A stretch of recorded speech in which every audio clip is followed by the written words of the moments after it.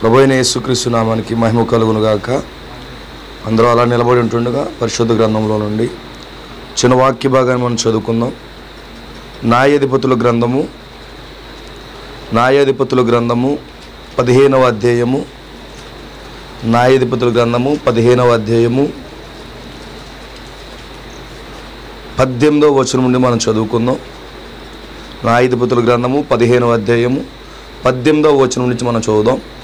అప్పుడు అతడు మిక్కిలి దప్పికొనినందున యెహోవాకు మొర్రపెట్టి, నీవు నీ సేవకుని చేతి వలన ఈ గొప్ప రక్షణ దయచేసిన తరువాత నేనిప్పుడు దప్పిచేతను చచ్చి సున్నతి పొందని వారి చేతిలోకి పడవలినా అని వేడుకొనగా, దేవుడు లేహిలోనున్న ఒక గోతిని చీల్చెను. దాని నుండి నీళ్లు బయలుదేరెను. అతడు తాగిన తర్వాత ప్రాణము తెప్పరిల్లి బ్రతికెను. కాబట్టి దాని పేరు నేటి వరకును ఎన్హక్కోరే అని అనబడెను. అది లేహీలో ఉన్నది. అతడు ఫిలిష్తీయుల దినములలో 25 ఏండ్లు ఇశ్రాయేలుకు న్యాయాధిపతి అయి ఉండెను. చదవబడిన వాక్యమును ప్రభు దీవించి ఆశీర్వదించునుగాక. చిన్న ప్రార్థన చేసుకుందాం. పరిశుద్ధుడా, నీ వాక్యము ఆత్మీయ జీవమై ఉన్నది. తప్పనిసరిగా నీ యొక్క వాక్యం మా జీవితాల్లోకి వచ్చి అది క్రియ చేయాలని ప్రార్థిస్తున్నాం. దేవా, నీ వాక్యం మాలోకి వెళ్ళినప్పుడు దేవా నిశ్చయంగా ప్రభా మేము శక్తివంతంగా మార్చబడతాం. ఓ నీ ఆత్మ మమ్మల్ని అభిషేకించినప్పుడు ఓ దేవా ఇదిగో నిశ్చయంగా శత్రువుని మేము ఎదిరిస్తాం. నాయన, నీ ఆత్మ కొరకు మేము ఎదురు చూస్తున్నాము. నీ అభిషేకం మాకు దయచేయండి. మా లోపములు, మా పొరపాట్లు, మా అవిశ్వాసాన్ని క్షమించాయి ప్రభు. నీ జీవంతో మమ్మల్ని నింపి, పూర్తి విశ్వాసంతో మమ్మల్ని నింపి ప్రభు. నీ ఆత్మ చేత అభిషేకించి ప్రభు ఆ గొప్ప ఎత్తబాటు కొరకే మమ్మల్ని సిద్ధపరచమని మమ్మల్ని పూర్తిగా నీ చేతికి సమర్పిస్తున్నాము. మమ్మల్ని పూర్తిగా ఖాళీ చేసుకుంటూ ప్రభు నీ హస్తాలకే మా జీవితాలు సమర్పించుకుంటూ యేసుక్రీస్తు నామంలో ప్రార్థిస్తున్నాము. ఆమేన్, ఆమేన్. దయచేసి కూర్చోండి.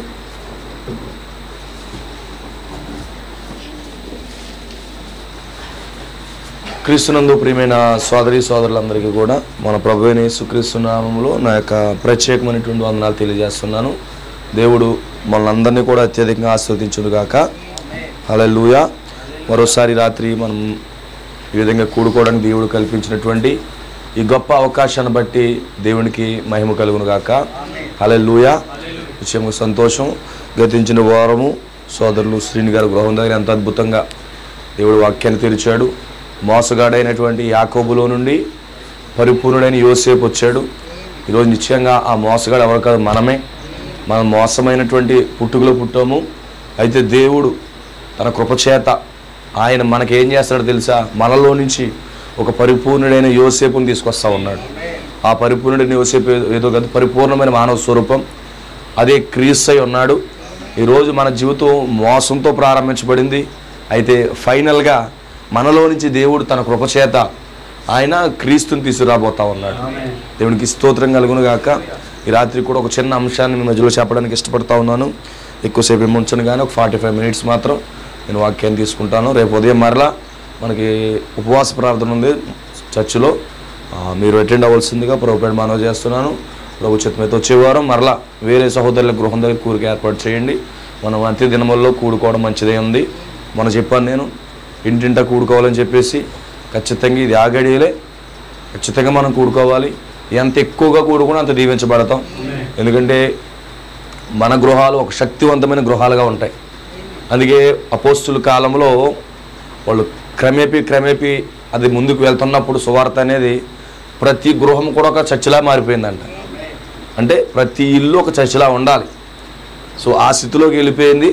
సో ఇప్పుడు నిజంగా మరలా అవే పాత కాలములు మరలా రిపీట్ అవుతూ ఉన్నాయి. కనుక మన యొక్క గృహాలు ఒక చర్చి వలె, ఒక మందిరం వలె, ఒక సంఘం వలె మార్చబడాలి. దేవుడు ఆ విధంగా మన యొక్క గృహాలను దేవుడు అభిషేకించాలని మనం ఎల్లప్పుడూ కోరుకుందాం. ఎందుకంటే సంఘమనగా ఎవరు? దేవుని పిల్లలే సంఘం.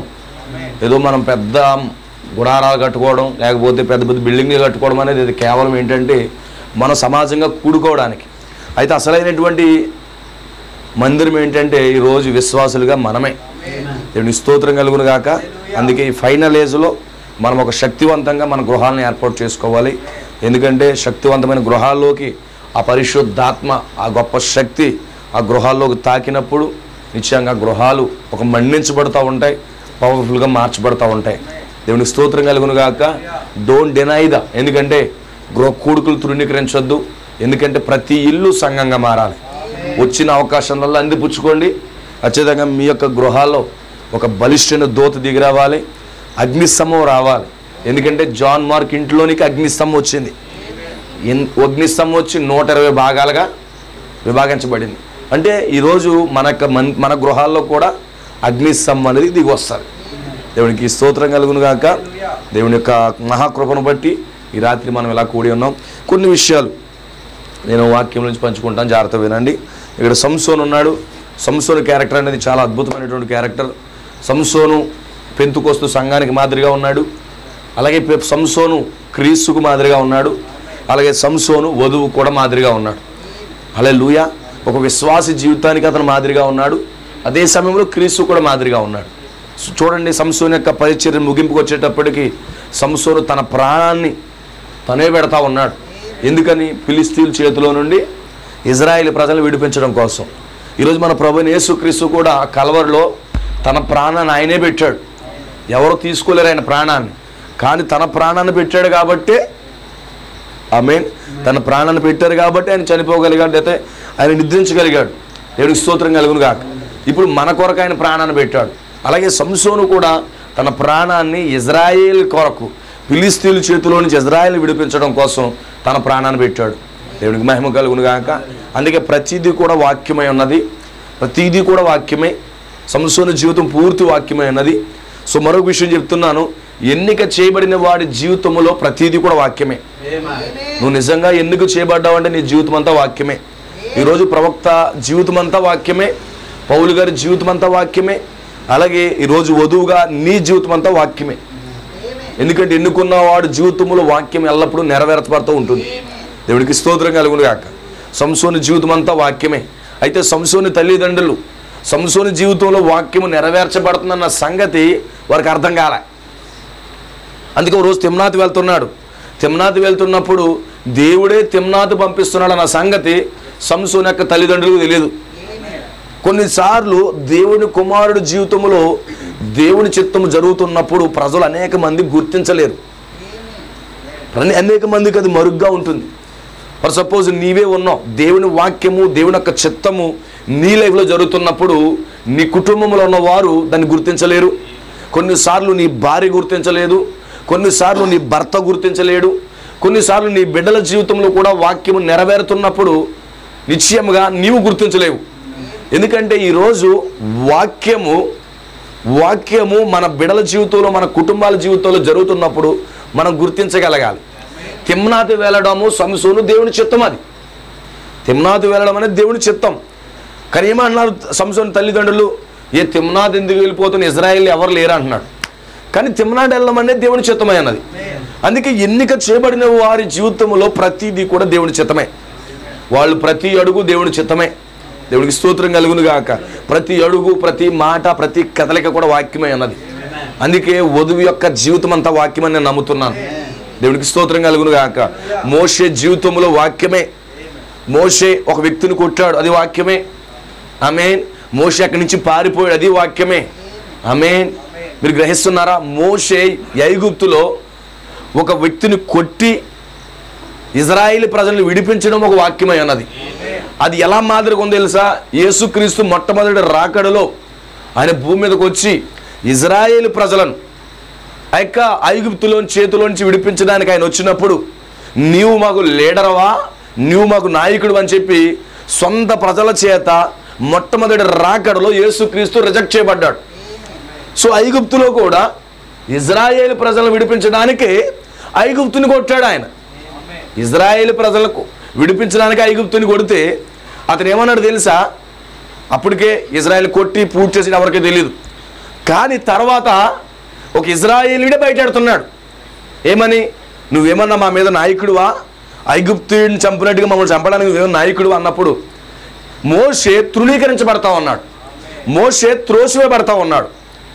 అందుకే మొట్టమొదటి రాకడలో ప్రభువైన యేసుక్రీస్తు కూడా ఇజ్రాయేల్ ప్రజలను విడిపించడానికి వస్తే ఇజ్రాయేల్ ప్రజలే ఆయన్ని తృణీకరించేశారు.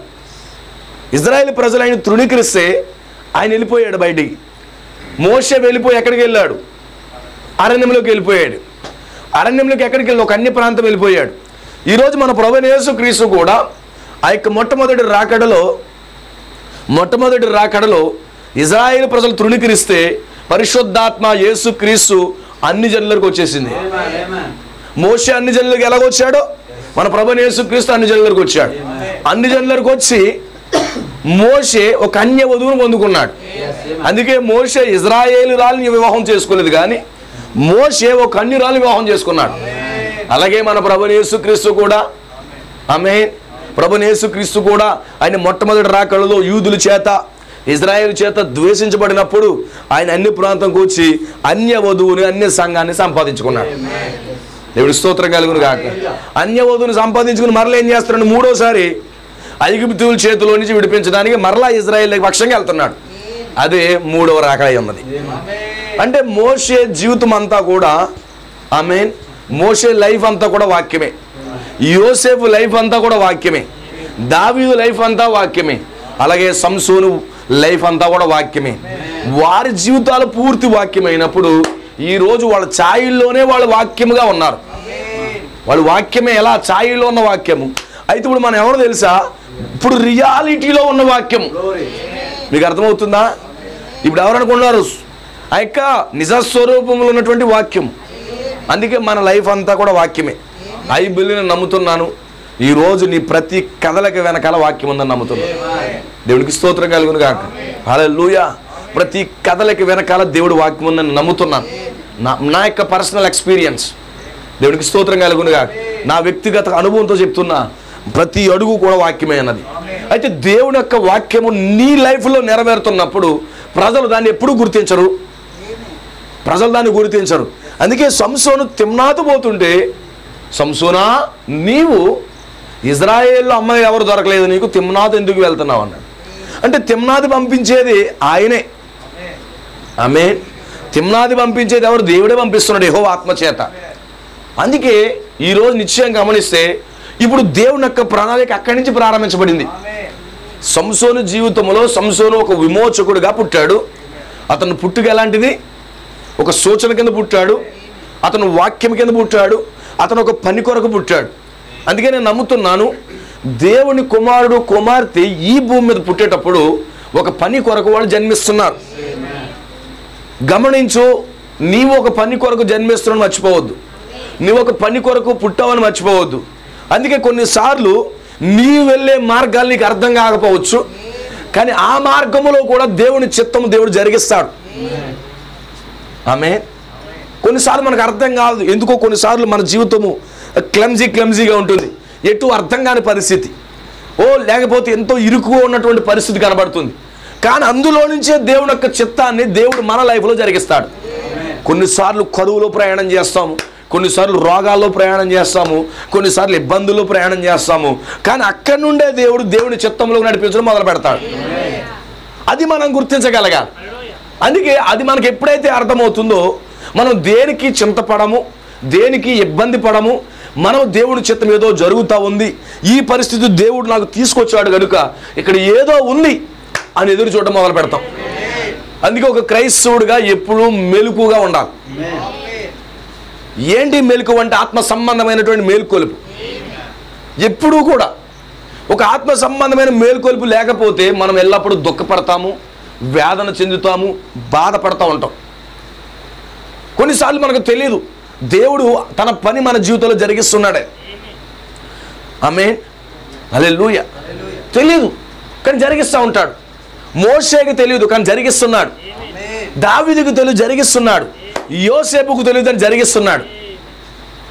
వాళ్ళకి ఎప్పుడు అర్థమవుతుందో తెలుసా? దేవుని యొక్క చిత్తము, దేవుని ప్రణాళిక వారి జీవితాల్లో జరిగింది అనేది వాళ్ళకి ఎప్పుడు అర్థమైంది తెలుసా? ఈ కాలంలో ముద్రలు తెరవబడిన తర్వాత దేవుడు వాళ్ళకి అర్థమైంది. పౌలు జీవితము దేవుని చేత ఎన్నిక చేయబడింది. దేవుని వాక్యం కొరకు నిలబడ్డాడు. అనేక మందిని వాక్యము నిమిత్తం వ్యతిరేకించాడు. అతను శ్రమల గుండా ప్రయాణం చేశాడు. ఓడల గుండా, సముద్రాల గుండా అతను ఎన్నో ప్రయాణాలు చేసి చేసి చేసి ఎంతో గొప్ప ప్రయాసపడ్డాడు. అయితే అతను ప్రయాసపడ్డ జీవితము అది దేవుని చిత్త ప్రకారముగా అతను సెంట్రల్ జైలుకి వెళ్ళాడు. దేవుడి చిత్త ప్రకారంగా అతనికి సంఖ్యలు వేయబడ్డాయి, దేవుడి చిత్త ప్రకారంగా అతను దీవుల్లో పడేయబడ్డాడు, దేవుడి చిత్త ప్రకారంగా అతను కళ్ళు పోయాయి. ఈ సంగతులన్నీ కూడా వాళ్ళకి ఎప్పుడు అర్థమయ్యాయి అంటే ఎప్పుడైతే ప్రవక్త ముద్రలు తెరుస్తున్నాడో అప్పుడు వాళ్ళకి అర్థమైంది. అందుకే ఈరోజు ముద్రలు ఎంత ప్రాముఖ్యమో తెలుసండి, చాలా చాలా ప్రాముఖ్యం. ఎందుకు ఈరోజు ముద్రలో నుంచి మనకు విశ్వాసం ఎందుకు వస్తుందో తెలుసా? వాళ్ళ జీవితం గడిచిపోయిన తర్వాత వాళ్ళకి ముద్రలు బయలుపరచబడ్డాయి, కానీ ఇప్పుడు మన జీవితం జరుగుతుండగానే మనకు ముద్రలు బయలుపరచబడ్డాయి. ఇది ఈరోజు మన ప్రత్యేకత అంటే. అందుకే ఆ ధైర్యముతోనే మనం ఎత్తబాటు కొరకు నిలబడాలి, ఆ ధైర్యముతోనే మరణముకు ఎదురుగా మనం నిలబడాలి. ఎందుకు? వాళ్ళకి జరిగిపోయిన తర్వాత వాళ్ళ లైఫ్ అంతా అయిపోయింది, అప్పుడు దేవుడు సీల్స్ ఓపెన్ చేశాడు. కానీ ఇంకా మన లైఫ్ ఇంకా జరుగుతూనే ఉంది. జరగక మునిపే మన జీవితం అంతా దేవుడు ఓపెన్ చేశాడు. ఇంత గొప్ప ధైర్యాన్ని ఏ కాలంలో ఇవ్వలేదండి, ఇంత గొప్ప ధైర్యం మరి ఏ కాలంలో ఇవ్వలేదు. హల్లెలూయా. కానీ ఈ కాలంలో దేవుడు అనుగ్రహించాడు. దేవునికి స్తోత్రం కలుగును గాక. అందుకే ఒక సూచన ప్రకారముగా, ఒక ఉద్దేశం ప్రకారముగా సంసోను పుట్టాడండి. ఈరోజు నువ్వు అడగాలి, ప్రభువా ఏ ఉద్దేశంతో నన్ను భూమి మీద జన్మించావు? సంసోను అంట జయించుటకు పుట్టాడట. సంసోను ఎందుకు పుట్టాడట? జయించుటకు పుట్టాడట. ఈరోజు మనం ఎందుకు పుట్టాం తెలుసా? జయించడానికే పుట్టాం. యోసేపు జయించడానికి పుట్టాడట. ఆమేన్. మోషే జయించడానికి పుట్టాడట. ప్రతి నిజమైన వ్యక్తి జయించడానికి పుట్టాడు. ఈరోజు వధువు కూడా జయించుటకే పుట్టింది. ఏం జయించాలి సంసోను? ఇజ్రాయేల్ ప్రజలను ఫిలిష్తీయుల చేతుల నుంచి విడిపించాలి. ఆమేన్. ఈరోజు వధువు పని ఏంటి? వధువు పని ఏంటి? ఎవరిని జయించాలి? పాతాలను జయించాలి, ఈ లోక కార్యాలు జయించాలి, రోగాలు జయించాలి, అంధకార దురాత్మ శక్తులు జయించాలి. జయించి ఏం చేయాలి? జయించిన వాణి సింహాసనం మీదకి వెళ్ళాలి. ఈ కాలపు వాగ్దానం ఏంటి? లవోదిక సంఘకాలంలో వాగ్దానం ఏంటి? జయించిన వాణిని నాతో పాటు నా తండ్రి సింహాసనం మీద కూర్చోనిండిచ్చదను. అంటే ఈ కాలంలో ఆమేన్, హల్లెలూయా, ఆయా కాలంలో జయించారు, కానీ ఏ కాలంలో సింహాసనం లేదు. కానీ వాళ్ళకి ఏదో లిటిల్ బిట్ ఇచ్చుకుంటూ వచ్చాడు, కానీ సింహాసనం ఇస్తున్నాడంటే ఒక అధికారం ఇస్తున్నాడు. ఈరోజు లవోదికీయ కాలంలో దేవుడు ఏమిస్తున్నాడు తెలుసండి? ఒక సింహాసనాన్ని దేవుడు ఇస్తున్నాడు. అందుకే ఈ కాలంలో మన పుట్టింది ఎందుకో తెలుసా? జయించడానికి, సింహాసనాన్ని ఎదుర్కోవడానికి, సింహాసనంపై కూర్చోవడానికి. సో మీకు వర్తమానం అర్థమైందంటే చాలా సంతోషపడతారు అనుకుంటున్నాను. దేవునికి స్తోత్రం కలుగును గాక. హల్లెలూయా. జయించడానికి మనం పుట్టాం. ఈ 7వ సంఘ కాలములో ఈరోజు 7వ దూత వర్తమానము కింద మనం పుట్టాం. ఎంతమంది పుట్టారు? 7వ వర్తమానం కింద పుట్టారా? 7వ సంఘకాలపు దూత వర్తమానం కింద పుట్టారా? 7వ సంఘకాలపు వర్తమానం కింద పుట్టారా? ఎక్కడుంది మీ పుట్టుక? హాస్పిటల్లో కాదు, లేకపోతే ఆ పాకలో కాదు, బిల్డింగ్లో కాదు. ఈరోజు మన పుట్టుకేంటి? ఈ గడే వర్తమానము ద్వారా మనం పుట్టాము. ఈ గడే వర్తమానము ద్వారా పుట్టిన నీవు జయించి సింహాసనం మీదకి ఎక్కాలి. అర్థమవుతుందా? ఎలా పుట్టాలి? తిరిగి జన్మించాలి, తిరిగి పుట్టాలి. అంటే ఎక్కడ పుట్టాలి? ఈ వర్తమానము ద్వారా తిరిగి జన్మించి, ఈ వర్తమానము ద్వారా శత్రువుని జయించి, అపవాదిని ఓడించి తండ్రి సింహాసనం మీద కూర్చోవాలి. ఈరోజు మన టార్గెట్ ఏంటి తెలుసా? ఈ చివరి కాలంలో మన టార్గెట్ ఏంటి? ఈ వర్తమానములో ఈ చివరి కాలంలో మన టార్గెట్ ఏంటి తెలుసా? ముందు జయించాలి, సింహాసనం మీదకి ఎక్కాలి. ఆమేన్. సింహాసనం మీద అందరికీ అవకాశం ఉండదు, వధువుకు మాత్రం ఉంటుంది. ఆమేన్. అందుకే ఈరోజు మన కాలంలో వర్తమానము, మన కాలపు వాగ్దాన వాక్యులు గమనించాలండి. ఏదో మనం చరిత్రను ఎదుగుతూ ఉంటాం, కానీ ప్రజెంట్ అవర్లో మన జీవితం ఎక్కడుందో, మనకు ఏ వాగ్దానం మీద ఉన్నామో ఆ వాగ్దానాలు ఖచ్చితంగా మనం పట్టుకోవాలి. దేవుడికి స్తోత్రం కలుగును గాక. ఎంతమందికి అర్థమవుతుందా ప్రియమైన సోదరులా? అందుకే సంసోను, ఇది కొంచెం లోతుకి వెళ్ళిపోతుంది, నేను ఆపుతున్నాను. సంసోను ఒక సాధారణమైనటువంటి జన్మించినట్టుగా ఉంది, కానీ సహజాతీతమైన జన్మ అది. సంసోను పుట్టుక ప్రజలకు అర్థం కాదు. ఎక్కడో ముసలి వయసులో ఆమేన్ ఏదో మెడిసిన్ వాడు ఉంటారు, లేకపోతే IVF మెథడ్ ద్వారా వాడు ఉంటారు, లేకపోతే టెస్ట్ ట్యూబ్ బేబీ ద్వారా పుట్టాడు అనుకుంటున్నారు ప్రజలు. ఆమేన్. కానీ అతను పుట్టుక చాలా డిఫరెంట్. వృద్ధాప్యంలో పుట్టాడు. దేవుని స్తోత్రం కలుగును గాక. ఎలా పుట్టాడు? ఒక దూత దర్శనంతో పుట్టాడు. ఆమేన్. సో ఈరోజు కూడా మనకు ఒక దూత దర్శనంతో పుట్టారని నేను నమ్ముతున్నాను. అయితే గమనించండి నా ప్రియమైన సోదరులారా, ఆమె. ఇప్పుడు ఈ సంసోను తిమ్నాథ్ వెళ్ళాడు. తిమ్నాథ్ వెళ్ళినప్పుడు ఏమైంది? ఒక సింహం వచ్చింది, సింహాన్ని ఓడించాడు. ఓ తర్వాత ఫిలిస్తీన్ల దగ్గరికి వెళ్ళాడు. ఫిలిస్తీన్ల దగ్గరికి వెళ్ళినప్పుడు తన యొక్క వధువు ఆయన్ని మోసం చేసింది. ఆమేన్. అది ఎవరు అనుకుంటున్నారు? ఇజ్రాయేల్ వధువు. ఇజ్రాయేల్ వధువు మోసం చేసిందా? సంసోను క్రీస్తు అయితే ఇజ్రాయేల్ వధువు ఏం చేసింది? మోసం చేసింది. ప్రభు నామమునకు మహిమ కలుగును గాక. ఎవరి వల్ల పట్టింది తెలుసా? సంసోను యొక్క స్నేహితుడి వల్ల పడింది. సంసోను యొక్క స్నేహితుడు ఎవరో? యోధా ఇస్కారియోతు. ఆమేన్. యోధా ఆత్మతో సంఘం నింపబడింది. యోధా ఆ యొక్క ఇజ్రాయేల్ సంఘం ఐక్యమైంది. ఏం చేశాడు? సంసోన్ని రిజెక్ట్ చేసేశారు. అప్పుడు సంసోనికి కోపం వచ్చింది.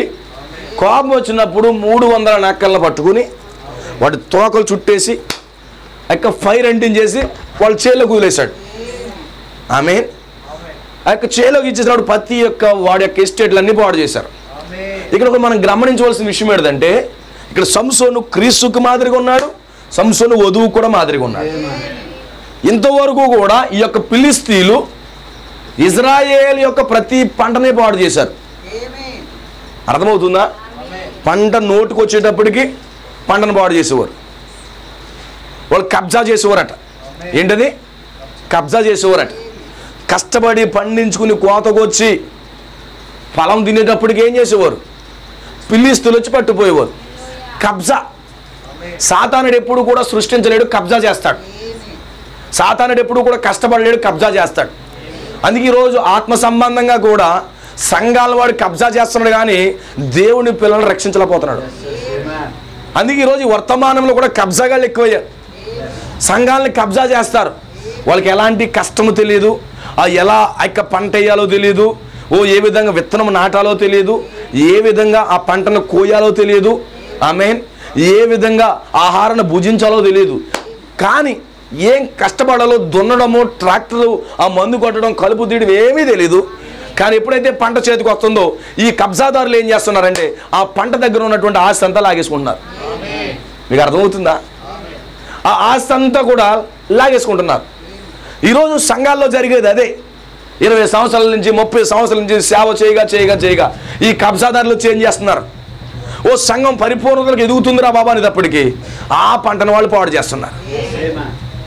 పంటను పట్టుకుపోతున్నారు. వాళ్ళు కష్టాలు చేతాన్ని, వాళ్ళు నోటికాడి తినేదాన్ని పట్టుకుపోతున్నారు. ఈరోజు ఏం చేస్తారండి? కబ్జాదారులు ఎక్కువ ఉన్నారండి. ఈరోజు ఫిజికల్గా కూడా కబ్జాదారులు ఉన్నారు. ఏం చేస్తున్నారు కబ్జాదారులు?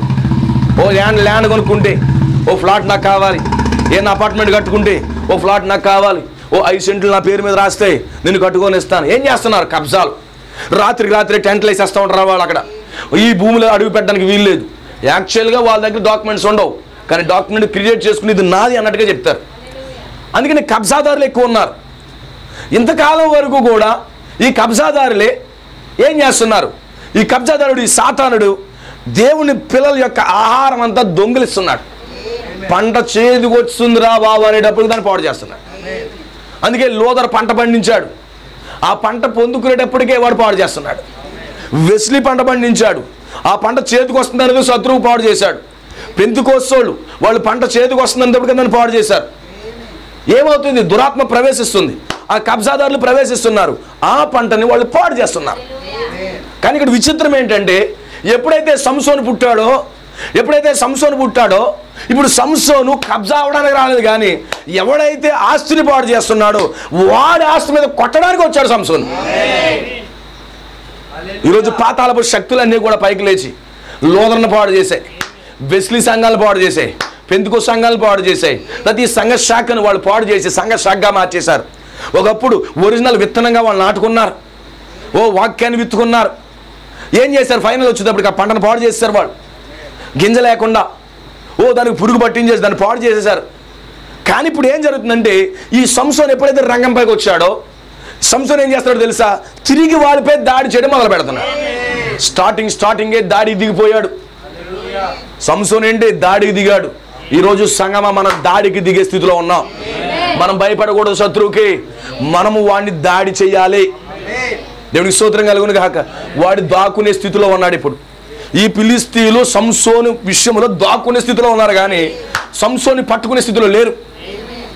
ఈరోజు అందుకే వధువుని శత్రువు పట్టుకోలేడు. వధువు ఎక్స్పోజ్ చేస్తుంది వాడిని. వాడు ఏదైతే పంట పండించాడో ఆ పంటను పాడు చేస్తుంది. వాడు ఎక్కడైతే సంఘాల్లో అయితే ఎలాగైతే వాడు సంఘాలని పాడు చేస్తున్నాడు, క్రైస్తవుల్ని పాడు చేస్తున్నాడు, అనేక మందిని పాడు చేస్తుంటే తిరిగి దాడి చేయగల స్థితిలో ఒక వధువుని దేవుడు ఈ కాలంలో పుట్టించాడు. ఈరోజు నీ పుట్టుకెందుకు చెప్పండి నాకు? సంఘానికి వచ్చి వెళ్ళిపోవడానికి అనుకుంటున్నారా? శత్రు రంగంతా బయటెట్టడానికి. అందుకే ప్రవక్త అన్నాడు, 7 ముద్రలు ఎందుకు దిగొచ్చే తెలుసా? 7 ముద్రలు ఎందుకు తెరబడో తెలుసా? శత్రు యొక్క వేర్లు పైకి లాగడానికే. దేవునికి స్తోత్రం కలుగును గాక. శత్రు యొక్క వేళ్ళుతో వాడిని పెకలించాలి. ఈరోజు శత్రువుని జయించడానికి మనం పుట్టాం.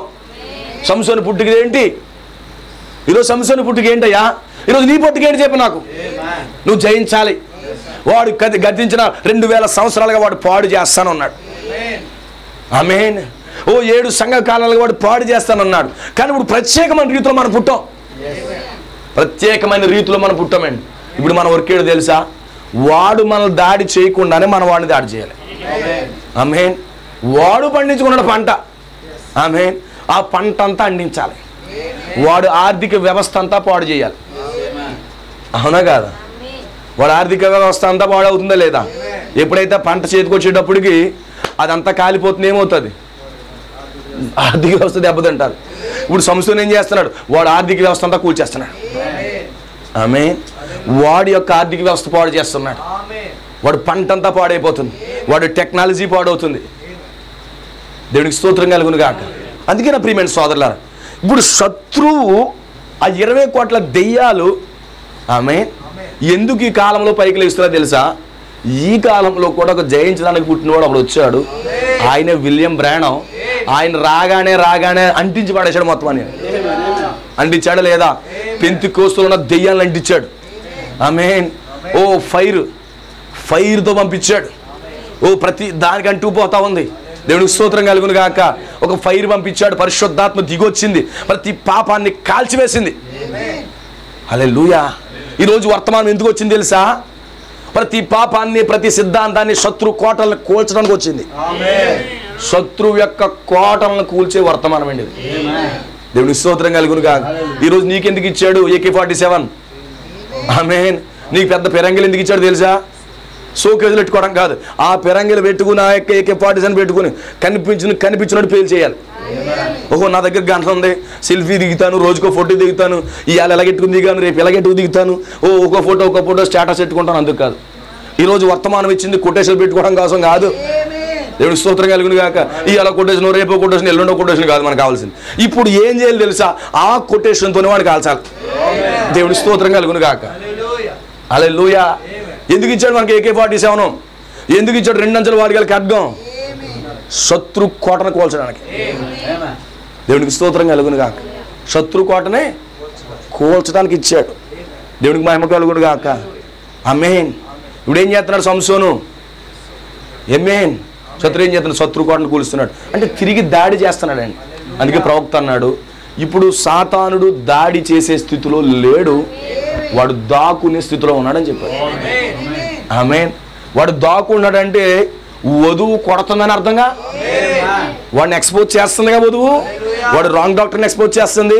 వాడు పాపపు క్రియలు ఎక్స్పోజ్ చేస్తుంది. సాతానుడు సంఘంలో ఎలా పని చేస్తున్నాడు ఎక్స్పోజ్ చేస్తుంది. వాడు సంఘంలోకి ఏ విధంగా ప్రయాణం చేస్తున్నాడు ఎక్స్పోజ్ చేస్తూ ఉంది. వాడు కుటుంబాలు ఎలా పాడు చేస్తున్నాడో ఎక్స్పోజ్ చేస్తూ ఉంది. హల్లెలూయా. అందుకే సాతాను యొక్క రంగు అంతా వధువుకు తెలుసు. ఏ కాలంలో ఉన్న వారికి తెలీదు, కానీ ఇప్పుడు వధువుకు బాగా తెలుసు. అందుకేం చేశాడు? మొత్తం వాడికి ఉన్న ఎస్టేట్ అంతా పాడు చేశాడు. ఆమేన్.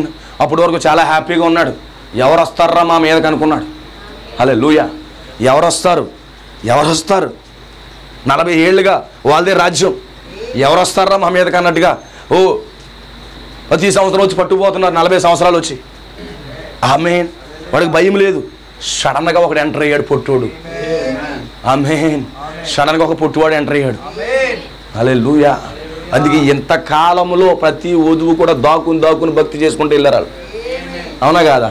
ఇప్పుడు దాక్కుని చేసే భక్తి కాదు. ఇప్పుడు అపోస్తుల కాలంలో కూడా దాక్కుని వెళ్ళారంటే పెంతుకొచ్చి మేడగదిలోకి. కానీ ఇప్పుడు అలా కాదు వధువు. ఇప్పుడు ఆమేన్. రాజకుమారులు ఎలా నడుస్తారన్నాడు ప్రవక్త, ఇలా ఛాతి చాపుకుని రాజులా నడుస్తారట. ఇప్పుడు వరకు ఫిలిస్తీన్కి ఆ షాక్ తగలలేదు, కానీ ఎప్పుడైతే సంసోను వచ్చాడో షాక్ తగిలింది. మనం టచ్ చేసేవాడు ఎవడొచ్చాడు రా? ఎవడొచ్చాడు మనం టచ్ చేసేవాడు? ఆమేన్. వచ్చేసింది. ఈ కాలంలో సాతానుని పాతాళాన్ని ఢీ కొట్టగల అన్నటువంటి ఒక వధువు వచ్చేసింది. బైబిల్లో నేను నమ్ముతున్నాను, పాతాళాన్ని ఎదిరించగల ఒక వధువు వచ్చేసింది. ఎందుకంటే అక్కడ చెప్పాడు, పాతాళ లోక ద్వారముల సంఘం ముందు నిలబడమన్నాడు. నిశ్చయంగా ఇప్పుడు ఈ సంఘం ముందు పాతాళ లోక ద్వారములో నిలబడని సమయం వచ్చేసింది. అందుకే ఫిలిస్తీన్లు హడలెత్తిపోతున్నారండి. ఫిలిస్తీన్లకి ఏమవుతుంది? భయం వచ్చేస్తుంది. ఎవర్రా అబ్బాయి అన్నాడు. దేవునికి స్తోత్రం కలుగును గాక. ఒక సంసోను ఉన్నాడు. ఎవడతను? ఇజ్రాయేలీయుడు. ఎందుకు చేయబడినవాడు? ఇజ్రాయేలుడు అంటే ఎవరో? రాజకుమారుడు. వీళ్ళెవరో పెంతుకొస్తోళ్ళు లేరే, మెథడిస్ట్ వాళ్ళు లేరే, బైబిల్ మిషన్ వాళ్ళు లేరే. 6 వారాలు వెళ్తున్నారా వెళ్ళిపోని, 3 వారాలు వెళ్తున్నారా వెళ్ళిపోని. ఆమేన్. ఓ డ్రమ్ములు వాయించుకుని స్టెప్పులు వేస్తున్నారా చేసుకుని అన్నాడు. కానీ ఇప్పుడు వచ్చినవాడు చాలా డిఫరెంట్గా ఉన్నాడు. ఆమేన్. వచ్చినవాడు చాలా డిఫరెంట్గా ఉన్నాడు. డైరెక్ట్గా వాడు కోటను కొట్టాడు. ఈరోజు శాతాన్ని భయపెట్టే జనం ఇది మనమే. ఆమేన్. సాతాన్ని భయపెట్టగల జనం ఈ భూమి మీద ఎవరైనా ఉన్నారంటే ఈ కాలపు వధువు. నేను నమ్ముతున్నాను దాన్ని. హల్లెలూయా. సాతాన్ని అండి నేను ఎలా భయపెట్టాలండి? బాబు రాత్రికి వచ్చేస్తాడేం బూయమంటాడు అన్నట్టు ఉన్నారు మీ మొక్కలు కొన్ని. నేను స్తోత్రం కలుగునుగా. బూయమంటూ వచ్చేస్తాడేమో, హాస్టర్ గారు ఏమో ఎలా చెప్పారు, వాడు వస్తేనేమో ఇంకా ముసుకేసుకుని బూ అంటానేమో అన్నట్టు కొందుకుని మొక్కలు. హల్లెలూయా. But I believe the word. నేను వాక్యాన్ని నమ్ముతున్నాను. వాక్యం ఆ విధంగా చెప్తుంది. మన యొక్క శక్తిని బట్టి సాతాన్ని జయించలేము, కానీ వాక్య శక్తిని బట్టి మనం జయించగలం. దేవునికి స్తోత్రం కలుగునుగా. అందుకే మన ధైర్యం ఏంటి తెలుసా? వాక్యం. ఇప్పుడు సంసోను యొక్క ధైర్యం ఏంటి? ఆ సింహం వచ్చినప్పుడు, ఆ సింహం వచ్చినప్పుడు సింహాన్ని చంపే ధైర్యం ఎక్కడది? వాక్యం. అతను యెహోవా ఆత్మ అతని మీదకి వచ్చేసింది. నక్కలను పట్టుకోవడానికి అతని ధైర్యం ఏంటి? యెహోవా ఆత్మ అతని మీదకి వచ్చేసింది. ఆమేన్. దేవునికి స్తోత్రం కలుగును కాదు. అదే అతని ధైర్యం. ఈరోజు మన ధైర్యం ఏంటంటే వాగ్దానం చేయబడిన వాక్యం. ఈరోజు నిజమైన క్రైస్తవుడుగా, ఈరోజు వధువుగా మనకు ఒక ధైర్యం ఉండాలి. దేవుడు మన కోసం ఏదైతే వాగ్దానం చేశాడో ఆ వాగ్దాన వాక్యమే మన ధైర్యమే అన్నది. ఎంతమంది దాన్ని నమ్ముతున్నారు? దేవునికి స్తోత్రం కలుగును గాక. ఎంతమంది దాన్ని విశ్వసిస్తున్నారు? వాగ్దానం చేయబడిన వాక్యము ధైర్యం మనకి. ఏమైంది? ఇప్పుడు మొత్తం అంటిం చేశాడు. ఇప్పుడు సంసోను పట్టుకోవడానికి వాళ్ళు ప్రయత్నం చేస్తున్నారు. హల్లెలూయా. అందుకు గమనించండి, ఇప్పుడు వధువుని పట్టుకోవడానికి వాడు ప్రణాళికలు వేస్తున్నాడు. అవునా కాదా? అందుకే శత్రువుని వెంట పడడానికి గల కారణం ఏంటి? శత్రువుని వెంట పడడానికి గల కారణం ఏంటి? నువ్వు ఆల్రెడీ వాడి కోటని కూల్చేసావు. ఆమేన్. ఏ కుటుంబానికి లేదు, ఏ క్రైస్తుడికి లేదు. ఇడ్డోరం నీ మీదకి ఎందుకు వస్తుందంటే నువ్వు ఆల్రెడీ వాడిని గెలికేసావు గట్టిగా. ఆమేన్. దేవునికి స్తోత్రం కలుగును గాక. అందుకే మన వెంట వాడు పడుతున్నాడు. శత్రువు ఏం చేస్తున్నాడట? మన వెంట పడుతున్నాడు. ప్రతిరోజు వెంట పడుతున్నాడు. వెంట పడడం మంచిదేనంటారా? ప్రవక్త ఏమన్నాడు? దెయ్యము మన వెంట పడడం మంచిదేనా? వాడు మనల్ని తరుముతున్నాడంటే దేవుడు మనతోనే ఉన్నాడని అర్థం అన్నాడు. I believe. నేను నమ్ముతున్నాను, దేవుడు నాతో ఉన్నాడని నేను నమ్ముతున్నాను. హల్లెలూయా. దేవునికి స్తోత్రం కలుగును గాక. హల్లెలూయా. రాత్రి దెయ్యం వచ్చి నాతో మాట్లాడుతుంది, నీ పని అయిపోయింది, ఇంకా నువ్వు చచ్చిపోవాలంటుంది. దేవుడు నన్ను చచ్చిపోమంటావు, నేను చచ్చిపోను అన్నాను. నిజమే, నాకు పోరాటం జరిగింది. ఇలా గుద్దుకుతున్నాను, ఆ ముఖం అంతా పగిలిపోయి రగిలిపోయి పక్కకు పోతుంది, మళ్ళీ ముఖం వచ్చేస్తుంది. ఎన్నోసార్లు దాన్ని గుద్దాను. హల్లెలూయా. రాత్రి జరిగింది నాకు. నువ్వు చచ్చిపోవాలంటుంది. నేను చచ్చిపోవడం ఏంట్రా బాబు అనుకున్నాను. దేవుని స్తోత్రం కలుగును కాక. ఓహో, నన్ను చచ్చిపోమంటున్నావు, అయితే చచ్చిపోతాను నాకైతే అని చెప్పి మోకాళ్ళేసి ప్రార్థన చేశాను. ప్రభువా, ఇలాగొచ్చింది కళ, నీ చిత్తమేంటి? నేను చనిపోవాలా ప్రభువా? అయితే పరిచయం చేస్తే ఆఖరి నిమిషం వరకు కూడా యథార్థంగా పరిచయం చేసి నేను పోవాలి ప్రభువా అని చెప్పేసి నేను తెల్లవారుజామునే ప్రార్థన చేసుకున్నాను. ప్రతి లాస్ట్ మినిట్ నా ఊపిరి, లాస్ట్ బ్రీతింగ్, నా లాస్ట్ బ్రీతింగ్ వచ్చే టైం కూడా నేను మంచి పరిచయం చేసి నీకు నమ్మకస్తుడిగా నేను చచ్చిపోవాలి ప్రభు అని దేవుడి దగ్గర ప్రార్థన చేసి మళ్ళీ హ్యాపీగా పడుకున్నాను. అయితే ఉదయం మరలా లేచి నా సెల్ ఓపెన్ చేసి బాత్రూమ్కి వెళ్ళిపోయాను. వర్తమానం చదువుతూ మొదలుపెట్టాను. ప్రవక్త వర్తమానం చదువుతాను. అరే అందులో చెప్తున్నాడు ప్రవక్త, సహోదరులు అంటున్నారంట, విలియం బ్రాండమ్ నువ్వు చచ్చిపోతావు అంటున్నారంట చాలామంది సహోదరులు. నాకు ఎందుకు వచ్చింది ఆ కాలం అంటే, నా 3 సంవత్సరాల పరిచయం ముగింపుకు వస్తుంది కదా.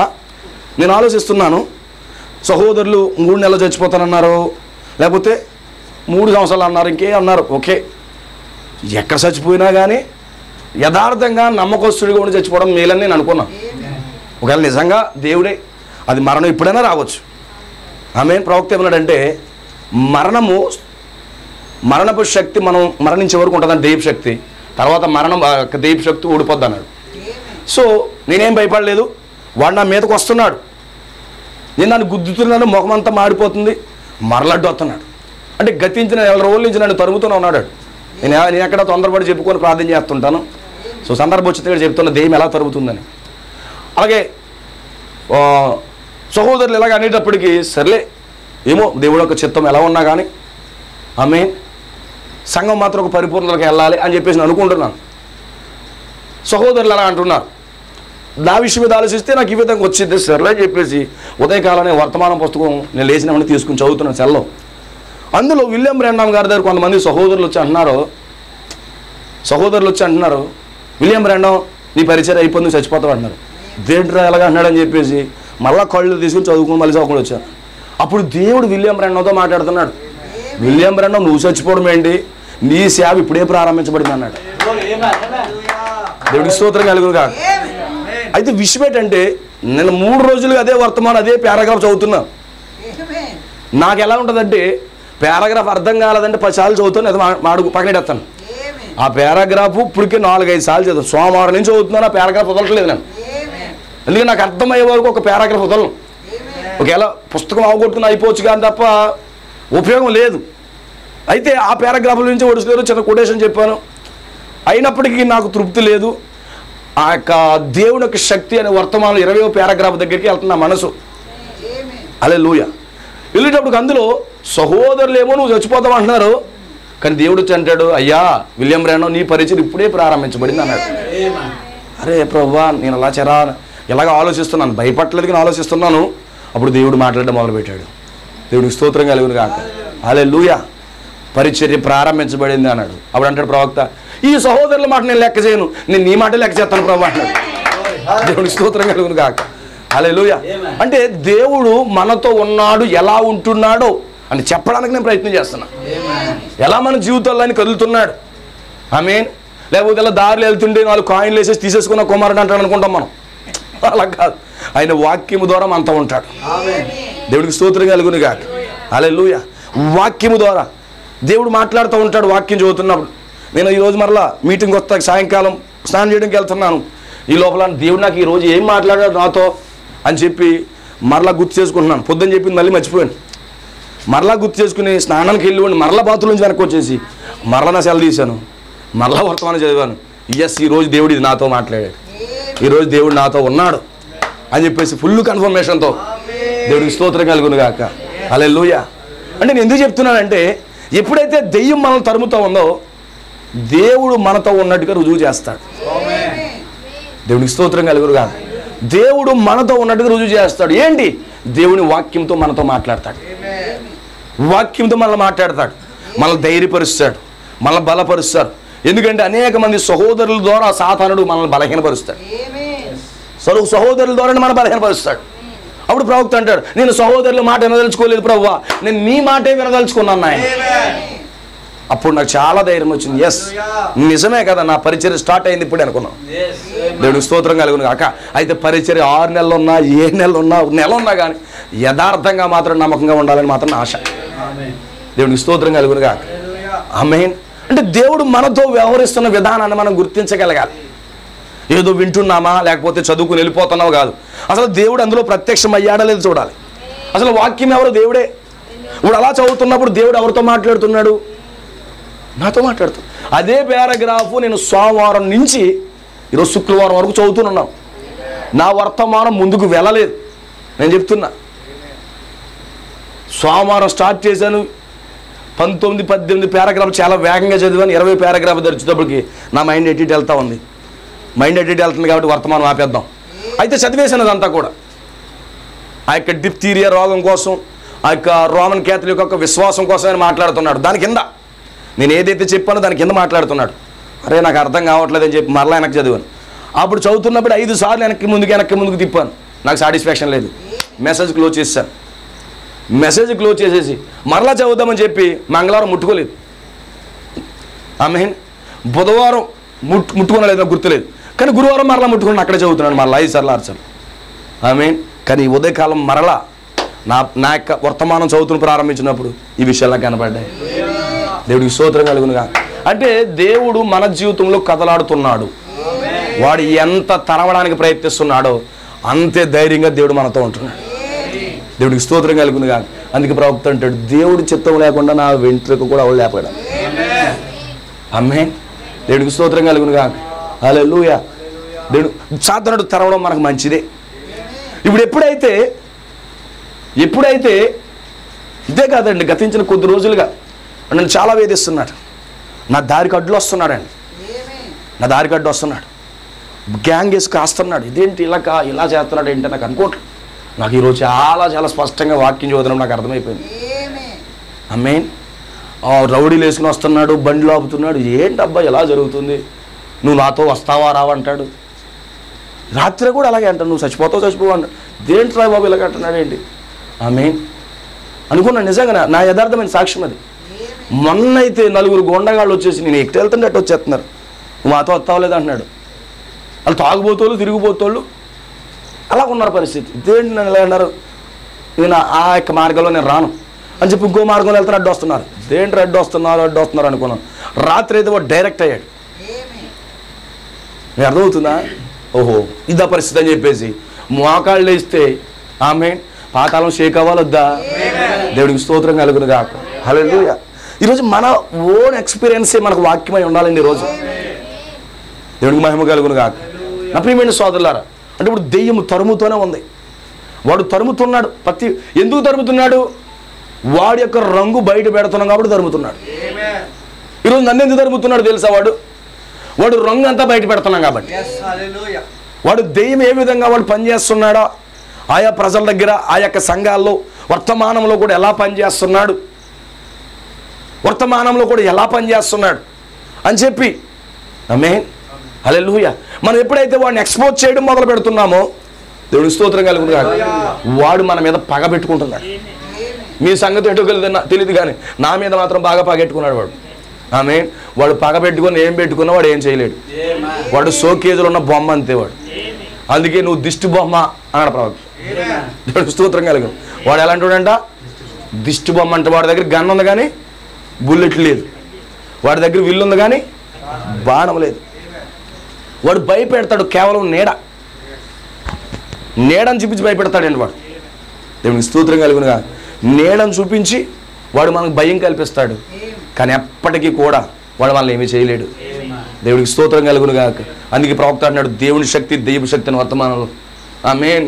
ఈరోజు దెయ్యపు శక్తి పైకి లేచింది, దేవుని శక్తి కూడా పైకి లేచింది అన్నాడు ప్రవక్త. అంటాడు ఆ వర్తమానంలో, ఆ యొక్క మోషే తల్లి ఎక్కడైతే దెయ్యము తన శక్తిని చూపించి నైలు నదిలో పిల్లలను చంపేస్తున్నాడో, ఆ యొక్క దెయ్యపు శక్తి పనిచేస్తున్నప్పుడే మోషే యొక్క తల్లి యాకోబు ఏం చేసింది తెలుసా?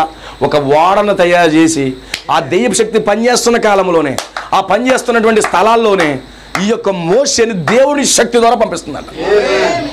ఈరోజు ఇంత దెయ్యపు శక్తి మన మధ్యలో తిరుగుతున్నప్పుడు ఈరోజు దేవుడు మనకు దేవుని శక్తి ఇచ్చాడు. అదే మన ధైర్యం. ఈరోజు మన దగ్గర ఏముందో తెలుసా? దేవుని యొక్క శక్తి, ద గాడ్స్ పవర్. దేవుడికి మహిమ కలుగును గాక. వాడు ఎన్ని అంగులేసినా, ఎన్ని మార్గాలు అడ్డు చెప్పినా, ఆమేన్. మనం ఎక్కడున్నాం తెలుసా? ఆర్కులో ఉన్నాం. ఆమేన్. ప్రవక్త అన్నాడు, దెయ్యపు శక్తిలో నుంచి దేవుని శక్తి వెళ్తుందంట. ముసల్లో దెయ్యాలు ఉన్నాయంట, ముసల్లో అక్కడ రక్తాలు ఉన్నాయంట. ఆ మధ్యలో నుండి దేవుని యొక్క శక్తి ద్వారా మోషే ప్రయాణం చేస్తున్నాడు. ఈరోజు నిజంగా మన ధైర్యం అదే. హల్లెలూయా. యాకోబోతు కూడా భయపడలేదట.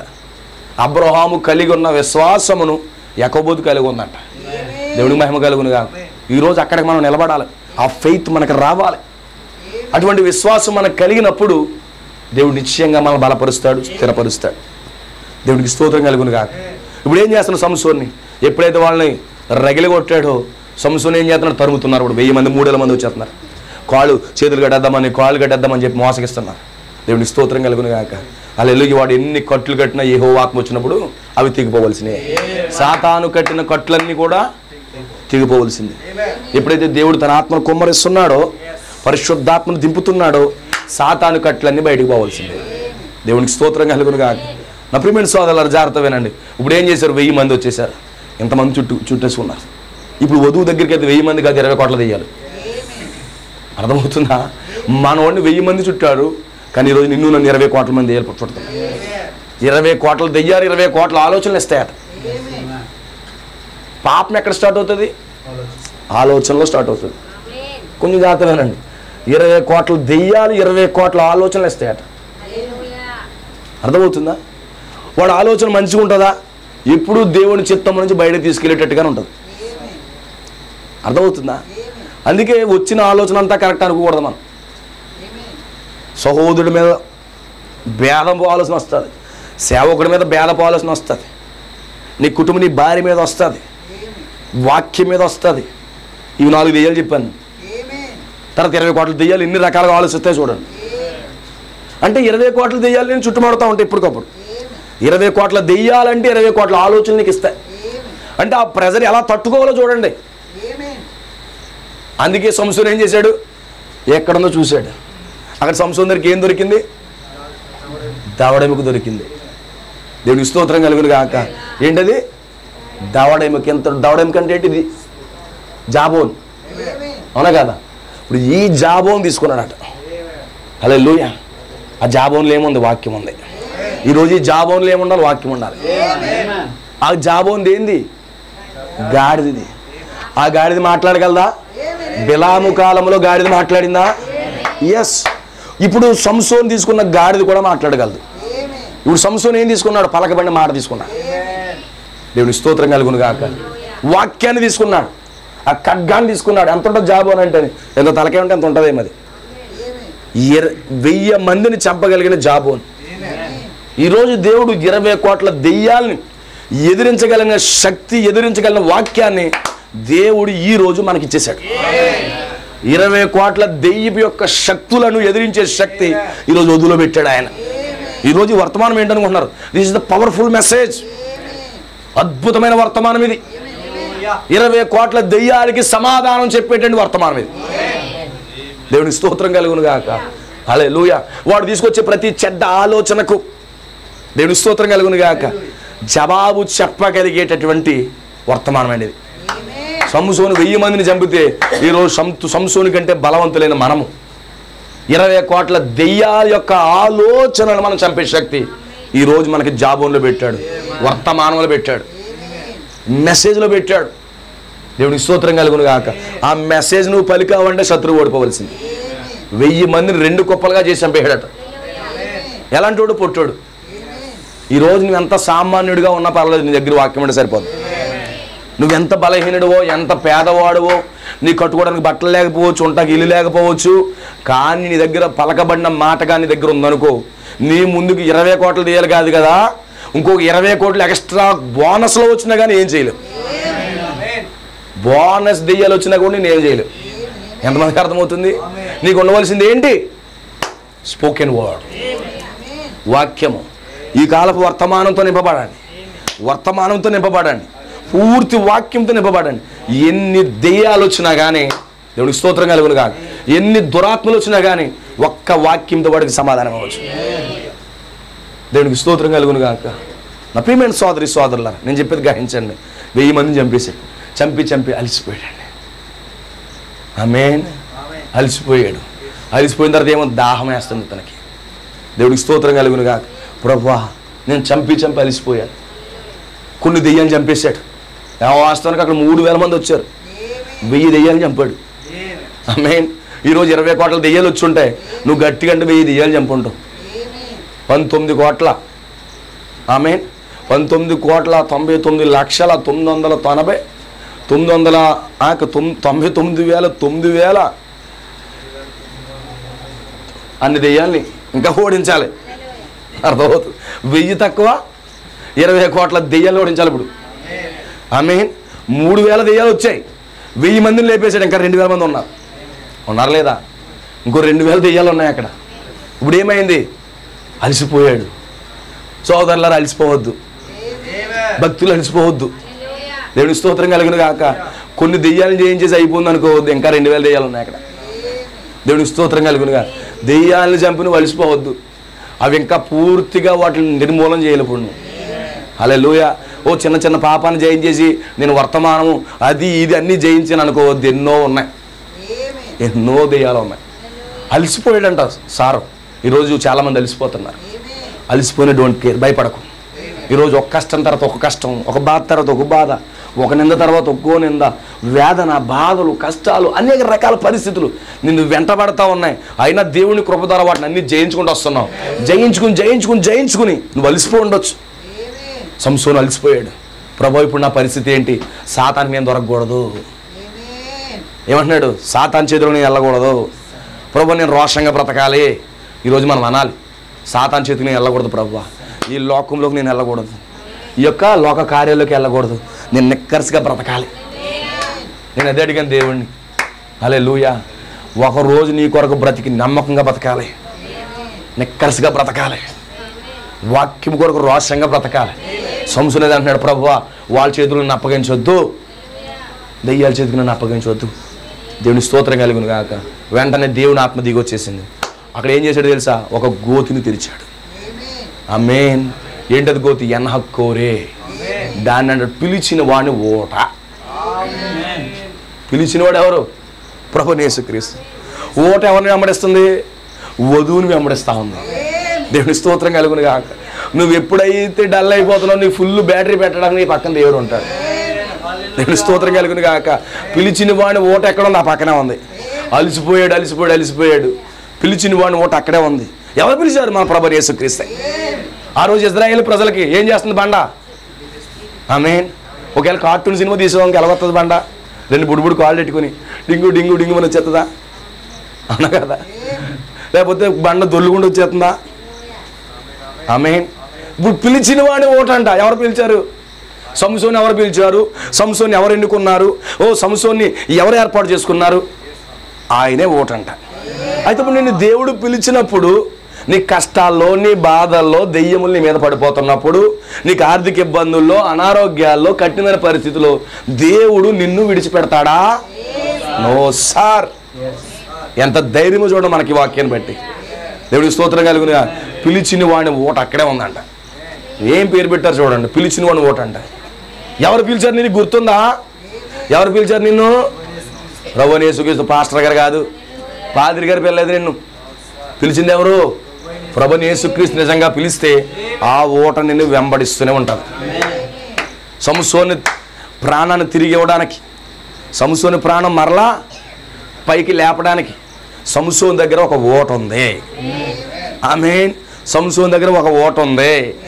ఆ ఓట ఎవరు కాదు? ప్రభువైన యేసుక్రీస్తు. జీవజల ఓటది, జీవజల బొగ్గది. ఆమేన్. నిత్యము ఊరిడి ఓటది. ఈరోజు నిజంగా మనం బలహీనమైపోతున్నప్పుడు పైకి లేపి ఒక ఓట మనల్ని వెంబడిస్తూనే ఉంది. అదే మన ప్రభువైన యేసుక్రీస్తు. ఆ ఓట ఏముంది మన దగ్గర? మన పైకి లేపడానికి, సంసోన్ని తన ప్రాణము తెప్పరలా చేయడానికి, సంసోని ప్రాణం ఉజ్జీవింప చేయడానికి. ఈరోజు ఫైనల్గా నువ్వు చేయవలసిన ఒక పని ఉంది. నీకేం కావాలి? ఇప్పుడు ఓట కావాలి. ఇంతవరకు భక్తి చేసి అలసిపోతున్నావేమో, చిన్న కష్టం వస్తే భయపడిపోతున్నావేమో, చిన్న బాధ వస్తే భయపడిపోతున్నావేమో. నో సార్, ఇక్కడ ఓట ఉంది. ఓటలో నీళ్లు తాగు. ఈ ఓట ఎలాంటి ఓట? నిత్య జీవ ఓట. ఈ ఓటలో నీళ్లు తాగావంటే ఆమె మళ్ళీ బలం వచ్చేస్తుంది. సంసోను ఏమన్నాడు? ప్రాణము తెప్పరల్లా చేయబడింది. దేవుని స్తోత్రం కలుగును గాక. ఈరోజు ఆ ఓట దగ్గరికి మనం వస్తూనే ఉండాలి. ఆ ఓట ఎక్కడుంది? ఈ రాత్రి ఇక్కడే ఉంది. ఈ రాత్రి ఓట ఎక్కడ ఉంది? ఈ గడి వర్తమానం ఆ ఓట. అందుకే ఆ ఓట ఎప్పుడు తాగుతుంటేనే నీ బలహీనతలు పోతాయి. అందుకే వర్తమానం ఎప్పుడు చదవాలి, వర్తమానంతో ఉండాలి, వర్తమానంతో నడవాలి. అదే నిన్ను బలపరిచే ఓట. దేవునికి స్తోత్రం కలుగును గాక. సంసోను ఎప్పుడైతే ఆ పిలిచిన వాడిని ఓట దగ్గరికి వచ్చాడో అతని ప్రాణము తేలికైపోయింది. బలహీనమైన స్థితిలో నుంచి అతను బలపరచబడిపోయాడు. మరలా శక్తి వచ్చేసింది, మరలా బలం వచ్చేసింది. దేవునికి స్తోత్రం కలుగును గాక.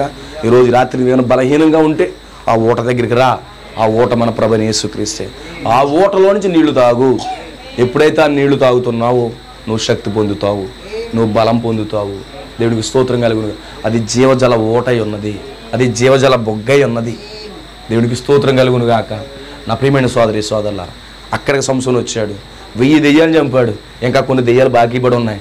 ఆ దెయ్యాలన్నీ లేపేయాలంటే ఊట కావాలి. ఈరోజు అనేక దెయ్యాలు మనం తరుముతున్నాయి. భయపడొద్దు. వాడు అనేక రీతిలుగా కృంగదీస్తున్నాడు. రోగాలతో, ఆర్థిక ఇబ్బందులతో, నానా రకాల పరిస్థితులతో నేను కృంగదీయచ్చు. అయితే ఒక విషయం చెప్తున్నా, దేవుడు నిశ్చయముగా నువ్వు ఆయన్ని మొర్రపెట్టినట్లయితే, ఆ ఊటతో కానీ నువ్వు నిలిచి ఉన్నట్లయితే, ఆ ఊటను అనగా ఈ గడియ వర్తమానాన్ని లోపలికి రాణించుకున్నట్లయితే నువ్వెప్పుడు బలహీనమావు. సంసోను వలె మరలా నీ ప్రాణము తెప్పరలు చేయబడుతుంది. దేవుడు మనందరూ దీవించును గాక. God bless you all. మోకరించని ప్రార్థన చేసుకుందాం. మనం ప్రార్థన చేసుకుందాం. థ్యాంక్ యూ ఫాదర్, నీకు స్తోత్రాలు నాయన. పిలిచిన వాడిని ఓట. ఈరోజు ఈ గడి వర్తమానమే పిలిచిన వాడిని ఓట. ఆ ఓట దగ్గర మనం వచ్చి ఆ యొక్క ఓటలో నుండి ఆ నీరు తాగినప్పుడు సంసోను ఏ విధంగా అయితే బలపరచబడ్డాడో, ఈరోజు మనం బలహీనమైన స్థితిలో నుండి మనం బలపరచబడాలంటే నా ప్రియమైన సోదరి సోదరులరా, ఆ ఓట దగ్గరికి రావాలి. అది ఎక్కడుంది? లేహీలో ఉంది. అక్కడికి రావాలి. లేహి అంటే ఏంటి? ఆ దవడ ఎముక. ఈరోజు ఈ కాలపు వర్తమానములో ఆ యొక్క ఓట ఉంది. ఈరోజు నిశ్చయంగా నువ్వు గ్రహిస్తే ఈ గడి వర్తమానంలో ఓట ఉంది. ఆ నీళ్లు తాగినప్పుడు నిశ్చయంగా నువ్వు తెప్పరలు చేయబడతావు. ప్రతి బలహీనత, ప్రతి అవిధేయత, ప్రతిదీ నీ వద్ద నుంచి తొలగిపోతుంది. ప్రతి ఒక్కరు కూడా సమర్పించుకోండి. మనం ప్రార్థన చేసుకుందాం. దెయ్యం తరుముతున్నాడా? డోంట్ కేర్, భయపడొద్దు. దేవుడు నీతో ఉంటాడు. దెయ్యం నిన్ను బాధిస్తున్నాడా? నువ్వేమాత్రం కృంగిపోవద్దు. దేవుడు నీతో ఉంటాడు. హల్లెలూయా. ప్రతి ఒక్కరు కూడా ప్రభువుని సమర్పించుకోండి. ప్రతి ఒక్కరు కూడా ప్రభువుకి అర్పించుకోండి. దేవా, రాత్రి నాకు సాయం చేయి ప్రభువా. ఆ ఓటలోంచి ఎప్పుడు నేను తాగాలి ప్రభువా. మీరు నాకు సాయం చేయండి ప్రభువా. మీరు నా కృప చూపించండి ప్రభువా. నీ కనికరం మాకు దయచేయి ప్రభువా అని ప్రతి ఒక్కరు కూడా ప్రభువుకి సమర్పించుకోండి. Thank you Lord Jesus. హల్లెలూయా. ఆ ఓటలో నుంచి ఎప్పుడూ తాగండి. మీరు బలపరచబడతారు. ఏమాత్రం కృంగిపోరు, బలపరచబడతారు. సాయం చేయండి ప్రభు అని చెప్పి ప్రతి ఒక్కరు కూడా సమర్పించుకోండి. మనం ప్రార్థన చేసుకుందాము. ప్రతి ఒక్కరు కూడా సమర్పించుకోండి. మనం ప్రార్థన చేసుకుందాము. హల్లెలూయా, హల్లెలూయా. పరిశుద్ధుడు విన తండ్రి, మహోన్నతుడా, సర్వోన్నతుడా, నీకే స్తుతులు, కృతజ్ఞతలు, వందనాలు. ఈ రాత్రి ఎంత గొప్ప ఆదరణ ప్రభువా. మమ్మల్ని పిలిచినవాడు మాతోనే ఉన్నావు తండ్రి. ఈ గడి వర్తమానం మమ్మల్ని పిలిచింది. వర్తమానం మాతో ఉంది ప్రభువా. ఎన్నోసార్లు కృంగిపోతున్నప్పుడు దేవా నిశ్చయంగా నువ్వు మాతో మాట్లాడుతున్నావు ప్రభు. నీ వాక్యాన్ని ఇస్తున్నావు బాబు. నీ ప్రత్యక్షతను ఇస్తున్నావు తండ్రి. నీకే స్తోత్రములు ప్రభువా, నీ కృతజ్ఞతలు ప్రభువా. దేవా, మమ్మల్ని విడిచిపెట్టే దేవుడు కాదు, మమ్మల్ని బలపరిచే దేవుడు నాయన. తప్పనిసరిగా నీ కృప మాకు దయచేయండి. నీ కనికరం మాకు దయచే తండ్రి. శత్రువుని ఎదిరించే శక్తి మాకు ఇవ్వండి. ఆ దెయ్యములు ఎదిరించే శక్తి మాకు ఇవ్వండి. 20 కోట్ల దెయ్యాలు ప్రభువా, అవి ఎంతో ప్రభువా, వాడు రూపాలు మార్చుకుంటూ వస్తున్నాడు ప్రభు. వాడిని జయించే శక్తిని మాకు దయచేయండి. నీ కృపయు నీ కనికరం మాకు దయచేయమని కోరుతున్నాం. ఈ రాత్రి నువ్వు ఇచ్చిన వర్తమానం బట్టి వందనాలు. ప్రభువా, ఈ వర్తమానం బట్టి ప్రభు నీకు స్తోత్రాలు. మా జీవితాల్లో ఫలింపచేయండి. ఆ పిలిచిన వాడిని ఓటలో నుండి ఎప్పుడు మేము తాగాలి ప్రభువా. దేవానికి స్తోత్రాలు ప్రభువా. తప్పనిసరిగా నీ కార్యం చేయండి. నీ కనికరం దయచే ప్రభువా. ఈ రాత్రి కూడికి ఏర్పడేసిన కుటుంబాన్ని దీవించండి. ఇక్కడ ఉన్న సహోదరులు ప్రభువా, వాకల గారి నుంచి వచ్చిన సహోదరులు ప్రభువా, సైమన్ గారు ప్రభు, శ్రీను గారు నాయన, జోసెఫ్ గారి కుటుంబాన్ని దీవించండి ఆయన. అలాగే ప్రభు బర్నబాస్ గారి కుటుంబాన్ని ఆశీర్వదించండి. ఇక్కడికి వచ్చిన సహోదరులు ప్రభు అందరూ మీరు దీవించండి. దేవానికి స్తోత్రాలు ప్రభువా. వాక్యం అందరి జీవితాలు ఫలింపచేయండి. ఎక్కడ కృంగిపోకుండా ప్రభువా, పిలిచిన వాడిని ఓటలో నుండి ఆ జీవజల ఓటను తాగుతూ ప్రభువా, ఎల్లప్పుడూ ప్రాణములను ప్రభువా, దేవ వాక్యముతో నిలబెట్టుకుని ప్రభువా, ఆ శత్రుని జయించే శక్తిని ప్రభువా నీ బిడ్డలందరికీ దయచేసి మీరే మహిమ, ఘనత, ప్రభావాలు పొందమని ఈ రాత్రి ఎంతవరకు జరిగించినందుకు నీకు స్తోత్రాలు చెల్లిస్తూ యేసుక్రీస్తు నామములో ప్రార్థిస్తున్నాము. ఆమేన్, ఆమేన్. మన ప్రభువైన యేసుక్రీస్తు ఒక అద్భుతమైన కృప ఈ రాత్రి కూడికి ఏర్పాటు చేసిన కుటుంబం, జోసెఫ్ గారి కుటుంబానికి, అలాగే ఉన్నటువంటి సహోదరుల కుటుంబాలకి, అలాగే ఉన్న పరిశుద్ధులందరికీ కూడా విశ్వవ్యాప్తంగా సిద్ధపడుతున్నటువంటి ఆ వధువుకి, ఆ పిలిచిన వాడిని ఓట తోడుగా ఉండి ఆ ప్రాణములు తెప్పరల చేసి ఆ గొప్ప ఎత్తబాటు కొరకు 20 కోట్ల దెయ్యాల శక్తులను జయించి ఆ గొప్ప ఎత్తబాటులకు వెళ్ళుటకు దేవుడు కృప ద్వారా మనందరినీ కూడా అభిషేకించి నడిపించును గాక. ఆమేన్. ఆమేన్. God bless you all. God bless you. ప్రభువు దీవించును.